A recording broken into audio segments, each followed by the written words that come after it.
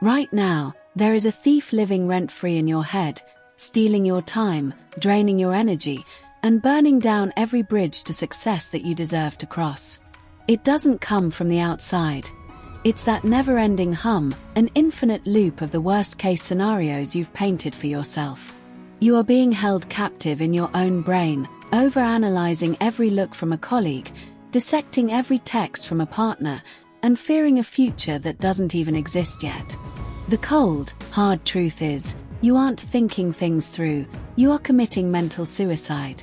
The world is moving on, money is slipping through your fingers, great souls are rising, while you stand still, torturing yourself with what-if questions. It's time to admit that the intelligence you've been so proud of is actually the iron cage locking up the powerful tiger inside you. If you don't learn how to master this biological machine right now, you will forever be a spectator of your own life, watching through the lens of fear. Don't just listen. Get ready to shatter the chains. The true nature of overthinking. We often mistake overthinking for being careful, but in reality, it's a control disorder. In modern Western culture, where everything is quantified and analyzed, our brains have been programmed to believe that if we just think enough, we can prevent risk. That is a sweet little lie.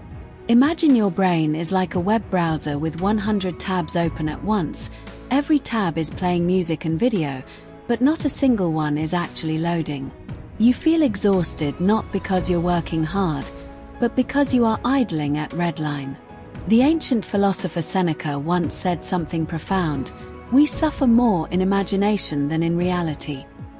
The ghosts you battle every night in your bedroom only exist because you're feeding them power with your attention. In Spanish-speaking countries, they have a concept called dar vueltas, spinning a problem around and around until it's crushed to dust. The difference between a winner and a loser isn't who is smarter, it's who dares to walk even when the fog hasn't cleared. The overthinker wants to see the entire path before taking the first step, but the truth is, the path only appears beneath the feet of those who dare to move. Why can't you stop? Because evolutionarily speaking, the human brain was designed for survival, not happiness. Thousands of years ago, worrying about a rustle in the bushes kept our ancestors safe from saber-toothed tigers. But today, there are no tigers. Your brain has switched to hunting phantom threats, a negative comment online, a minor typo in an email, or the fear of rejection. You're letting the amygdala, the brain's fear center, drive the ship of your life. When you overthink, you are forcing your body to pump out cortisol constantly. You aren't just mentally tired, you are poisoning your own cells. This is a secret that both spiritual masters and neuroscientists agree on. Thought is a tool, but when the tool masters the craftsman, it is a tragedy. You are not your thoughts. You are the observer watching those thoughts. Imagine you are standing on a bridge, looking at the traffic below. Those cars are your thoughts. Overthinking is when you jump down into the street and try to stop every single car with your bare hands. The only result is that you get crushed. The 5-second rule and the power of presence. To stop, you need an electric shock to your nervous system. In the high-performance culture of America, the 5-second rule by Mel Robbins is the ultimate weapon. When you realize you're sinking into the quicksand of your thoughts, count backward. 5, 4, 3, 2, 1, action. Counting backward interrupts the chemical chain reaction of anxiety in your prefrontal cortex. But let's go deeper into the soul of Awaken and Rise. Overthinking is a sign that you are living in the past, regret, or the future, fear. Neither of those places is real. Only this moment, right here, as your breath moves in and out, is the only reality. The Spanish have a powerful spirit of viva el momento. Live for the moment. They understand that a fine glass of wine is to be enjoyed now, not analyzed to see if it'll taste better next year. Practice radical mindfulness. When you wash the dishes, Feel nothing but the water touching your skin. When you speak, listen with every pore of your body rather than just preparing your next answer. That is how you take back control from the monster of thought. Rewiring your mindset, from what if to how to. Change your questions. Instead of asking what if I fail, ask what will I learn to become unbeatable.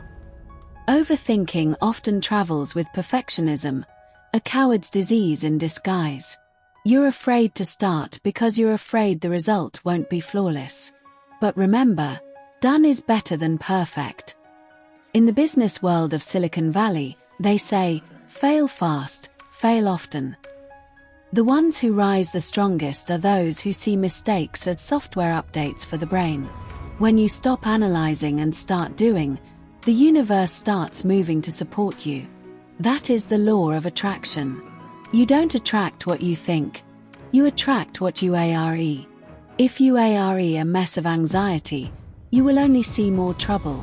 If you are decisiveness, opportunities will knock on your door.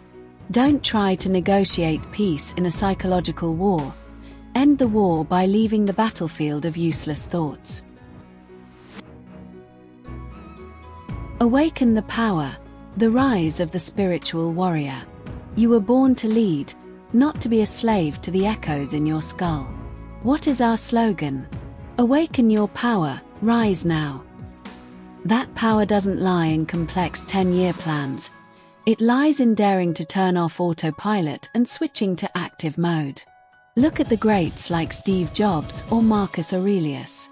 They all faced horrific pressure, but they had one thing in common: the ability to be still in the middle of a storm. Overthinking is noise. Wisdom is silence. Every time you choose not to dwell on a problem you can't solve right now, you are storing up energy for your soul. You are telling the universe, I trust myself and I trust this journey. Real confidence isn't having all the answers. It's knowing that no matter what happens, you will still be standing. That is the spirit of an awakened person. You no longer fear the dark, because you are the light. Life is too short to spend on half-formed premonitions. You only get one shot in this body, with this name, and with this extraordinary potential.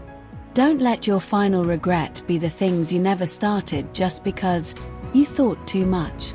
Promise me, and more importantly, promise the most brilliant version of yourself waiting ahead. From this second on, when the thoughts start to close in, you will smile and say, thanks for trying to protect me, but I'm busy making history. If this message just hit a nerve, if it made your heart beat a little faster, that is the signal of awakening. Don't let this fire go cold. Hit that subscribe button right now to become part of the Awaken and Rise tribe.